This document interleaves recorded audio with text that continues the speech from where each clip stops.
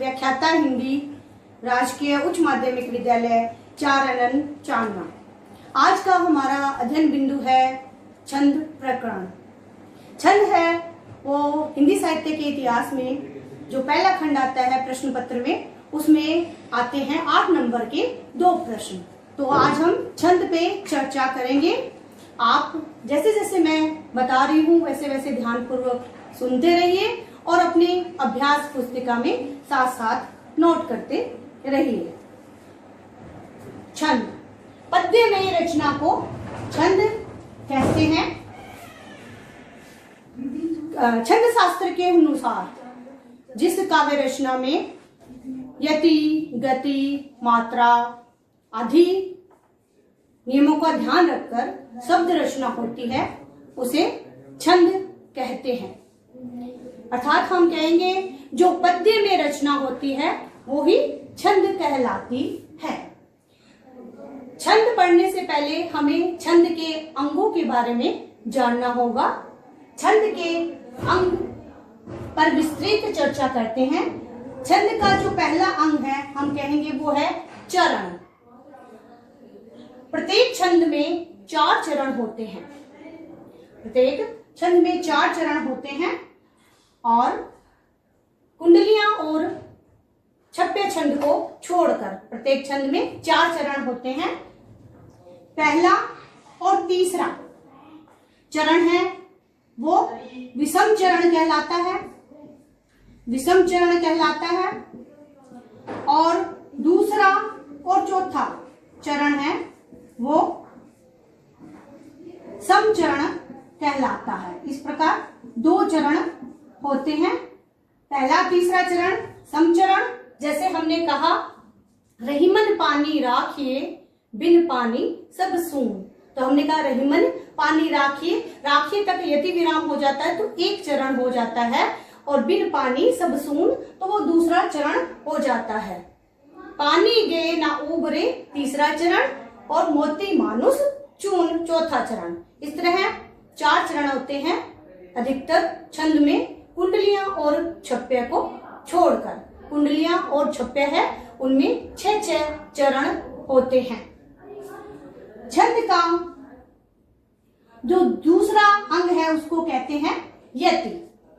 छंद पढ़ते समय निश्चित स्थान पर रुकना या निश्चित स्थान पर ठहराव ही क्या कहलाता है? यति कहलाता है।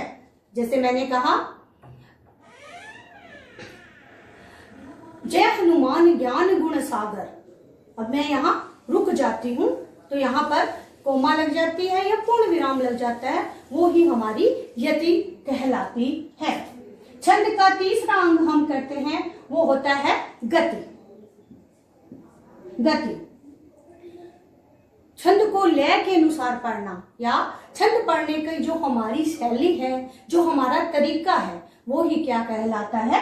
गति कहलाता है। जैसे मैंने पूरे परिवार के साथ पढ़ा जय हनुमान ज्ञान गुण सागर, ये छंद को बोलने का तरीका है, वो ही प्रवाह है, वो ही गति कहलाता है।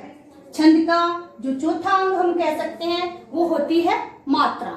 मात्रा हम कहते हैं छंद पढ़ने में लगने वाला समय ही मात्रा कहलाता है। किसी भी छंद को पढ़ते हैं उसको जब बोलते हैं हम, पढ़ते हैं हम, तो उसको पढ़ने में जितना समय लगता है वो ही मात्रा कहलाती है। मात्रा भी हम कहें तो 2 प्रकार की होती है।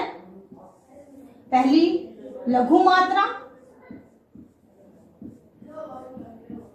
दूसरी हम कह सकते हैं गुरु मात्रा।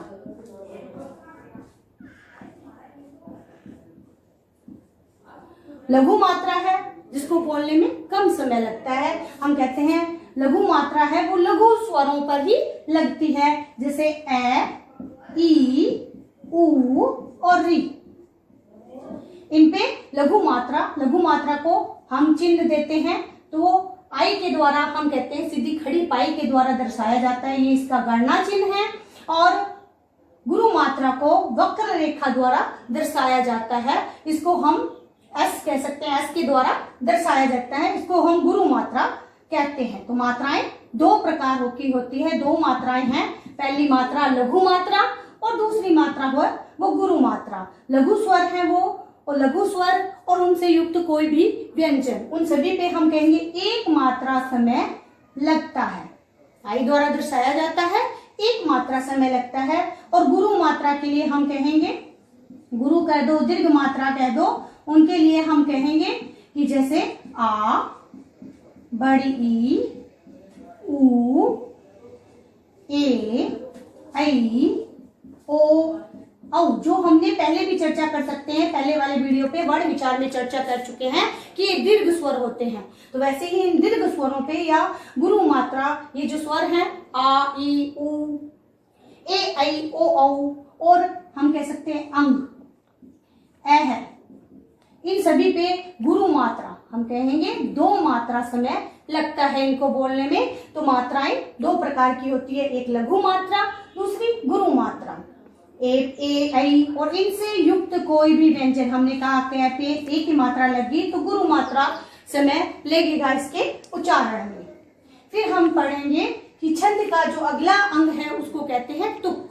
इनको जानना भी इतना ही जरूरी है जितनी छंदों की परिभाषा, विविध छंद हमें जानना जरूरी है। तुक, अंतिम ध्वनि की समानता को तुक कहते हैं। हम कोई भी छंद पढ़ रहे होते हैं, उनकी अंतिम ध्वनि होती है या छंद का कहते हैं चरण में लास्ट दो वर्ण होते हैं, उनकी जो मात्राएं होती है वो मात्राएं सेम होती हैं, एक जैसी होती हैं, उन्हीं को कहते हैं हम तुक। जैसे मैंने कहा कि रहीमन पानी राखिए, बिन पानी सब सून, पानी गे ना उबरे, मोती मानुष चून। तो पहले में सून, उसके भी क्या लगेगी, पहले गुरु मात्रा और फिर लघु मात्रा, और चून में भी पहले गुरु मात्रा और फिर लघु मात्रा। तो इस तरह से जो अंतिम ध्वनि की समानता है उसी को हम तुक कहते हैं। छंद का जो अगला अंग है वो वार्णिक छंदों में ही काम में आता है। हम वार्णिक छंद जब पढ़ेंगे तो उसमें जो गणना होती है वो गणों के द्वारा ही होती है। हम कहेंगे तीन वर्णों का समूह है, तीन वर्ण है, तीन वर्णों का समूह है, कोई भी हो वो क्या कहलाएगा, गण कहलाएगा। जैसे भारत, तो हम कहेंगे गुरु मात्रा, लघु मात्रा, लघु मात्रा। तो ये तीन वर्ण है, भा, र और त, ये तीन वर्णों का समूह ही गण कहलाता है। तो तीन वर्णों के बिना कोई भी दो वर्ण है तो वो गण नहीं कहलाएगा। तीन मात्राओं का या तीन वर्णों का समूह ही गण कहलाता है। गणों को याद करने का एक सूत्र है, वो आप इस सूत्र के द्वारा गण याद कर सकते हैं कि कितने गण होते हैं वार्णिक छंदों में काम में लाए जाते हैं। तो उनका सूत्र है यमाता, राज, भानस, लगा। ये गण को याद करने का सूत्र है। इसी से हम जान सकते हैं कि गण है वो 8 प्रकार के होते हैं। यमाता तीन वर्णों का समूह हो गया, तो ये हो गए लघु, गुरु, गुरु। तो इससे बन गया हमारा यगण। गण तीन वर्णों का समूह है, गण कहलाता है। अभी अभी हमने पढ़ा कि तीन वर्णों का समूह है, गण कहलाता है। गण के लिए हम जैसे कह सकते हैं, मैंने कहा कनक, ये तो तीन वर्ण है, क, न, क, तो लघु, लघु, लघु, तीन मात्राएं हो गई इनकी, तो तीन वर्णों का समूह है, गण कहलाता है। गणों को याद करने का सूत्र है यमाता, राज, भानस, लगा। तो इस प्रकार हम गण कहेंगे तो गण तीन वर्णों का समूह है, गण कहलाता है। और गणों को याद करने का ये सूत्र है। तो हम सबसे पहले गण का नाम देखेंगे और उसी से हम याद करेंगे। यह माता, मैंने कहा यह माता, तो हमने अभी भी याद किया था कि यह यानी कि जिसमें एस वर्ण मिला हुआ होता है उसको लघु मात्रा समय लगता है, और आ की मात्रा में गुरु मात्रा समय लगता है, और फिर आ की मात्रा है तो गुरु मात्रा। इस प्रकार यह माता से बना यगण और लघु, गुरु, गुरु, ये इसकी पहचान है या गणना चिन्ह इस प्रकार लगते हैं इसके। अभी बताया था आपको कि गणना चिन्ह है लघु स्वरों पे है वो एक सीधी खड़ी पाई के रूप में लगता है, और गुरु वर्णों पे है वो वक्र रेखा के रूप में या एस के द्वारा उसको दर्शाया जाता है। दूसरा हम कहेंगे, फिर यहाँ से तीन वर्ण लेंगे, मा, तारा तक तीन वर्ण हो करोगे तो माँ तारा, तो माँ की मात्रा भी गुरु मात्रा, ता की भी गुरु मात्रा और रा की भी गुरु मात्रा, और माँ तारा से बना गण का नाम हो गया हमारा मगन। तो मगन में लगेगी तीनों मात्राएं होंगी वो गुरु गुरु गुरु मात्राएं होंगी, और माँ तारा से बना हमारा मगन। वैसे ही हम पढ़ेंगे तो हमारा 3 वर्णों का समूह हुआ ताराज, और ताराज से हमारा बना तगन। और ताराज में जब मात्राएं लगाएंगे हमें, ता में गुरु मात्रा, रा में भी गुरु मात्रा, और जय में लगेगी लघु मात्रा, और ताराज से हमारा बना तगन। अगला हम गण याद करेंगे तीसरा, चौथा गण वो हमारा कहलाएगा रगण, वो बनेगा राजभा। राजभा से बनेगा तो रा पे लगेगी गुरु मात्रा, जय पे लगेगी लघु मात्रा, और भा पे भी लगेगी गुरु मात्रा। इसी तरह से गुरु गुरु लघु गुरु से बना हमारा राजभा से, राजभा से बना हमारा रगण, जो हमारा चौथा गण है। इसी प्रकार आगे वाला गण है हमारा, वो बनेगा जय भान। ये जो जय भान है इससे बना, तो जय पे लघु मात्रा, भा पे गुरु मात्रा, और न पे लगी लघु मात्रा। तो ये इसके गणना चिन्ह है कि पहले लघु फिर गुरु और फिर लघु। जब भान से जहाज से हम इसको याद रख सकते हैं, तो ये बन गया जगन। इसी तरह हम जगन हमारा बन चुका है। फिर हमारा अगला जो गण बनेगा वो भा न स से बनेगा। ये रहा इसकी पहचान, भा न स से होती है। हम इसके याद रखने के लिए इसको कह सकते हैं, भारत से इसको याद रखा जा सकता है। तो भा पे गुरु मात्रा और र पे लघु मात्रा, इस तरह से हमारा भगण बन गया। भारत से इसको याद रख सकते हैं। अगला हम लगेंगे गण बनेगा हमारा न स ल।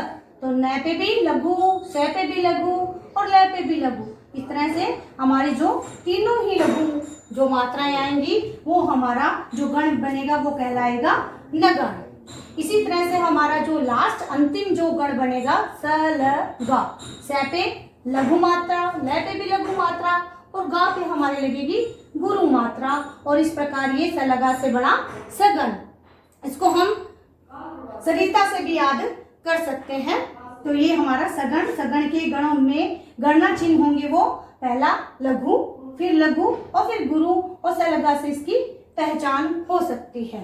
इस तरह से ये 8 गण होते हैं। आगे हम कहेंगे लगा।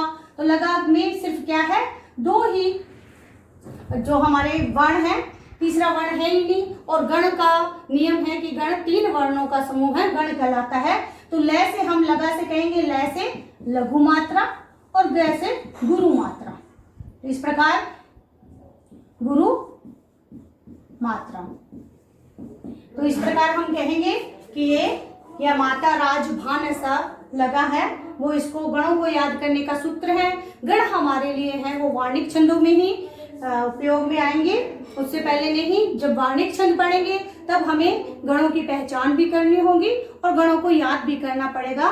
तो कृपया ध्यानपूर्वक वीडियो देखिए और सुनिए और अपनी अभ्यास पुस्तिका में नोट भी कीजिए। धन्यवाद।